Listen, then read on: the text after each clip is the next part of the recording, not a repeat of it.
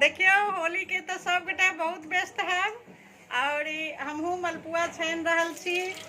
गरम गरम देखियो फुलल फुलल मलपुआ निकल रहा है। सेवई के खीर बन गल हन। एमे कुकर में पनीर के सब्जी मटर सब द के बनेलिए हन।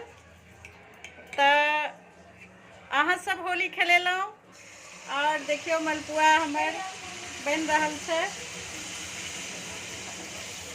आई के दिन सब गोटे बहुत व्यस्त रहे छिए, टाइम बिल्कुल नहीं भेटे छे। कतेक लोग आवे छे भेंट करे ला घर पर में और घर पर में आवे छे तो संगे संगे घरों के काज देखियो और सबके रंग लगबे के लेल जे छे से रंगो हम एहिठाम सरिया के रखने छिए। जे गोटे आवे छथिन और जरा सा अबीर लगाल जाए छे और खाना पीना जे छे से होली के दिन तो बुझले है जे खाना मलपुआ बनबे करे छे, सेवई के खीर बनबे करे छे, सबके घर में बनबे करे छे।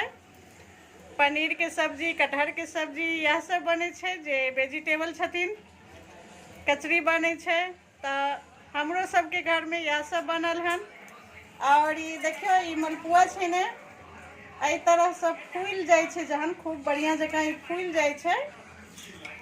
सबटा जे घोर के रख देबे ने मैदा सूजी और शक्कर ओहिमे कटुक मसाला दूध घी एतेक सामग्री रहे छे और मलपुआ के जे घोर के कम से कम आधो घंटा अगर रख देबे ने तो बहुत सुंदर फूले छे। ओना तो बनबे सब छथिन, सबके अपन अपन रेसिपी छे, सब अपन अपन तरीका से बनबे छथिन, लेकिन हम जे बनबे छिए ने तो बहुत सुंदर सा मलपुआ फूले छे, बुझलिए। और फूले एहि दुआरे छे जे एकर कनिक जे छे से एमे ट्रिक छे जे खूब बढ़िया से फेंट दियो। जेना 2 गिलास शक्कर दिलिए, 4 गिलास मैदा दिलिए और आधा कप सूजी दिलिए और एकरा खूब बढ़िया से और पानी कनी द के, क्या तो पूरा दूधे तो नहीं पड़े छे, कनी पानियो पड़े छे, फेंट दियो और फेंट देला के बाद एकरा फूले ला छोड़ दियो मलपुआ के।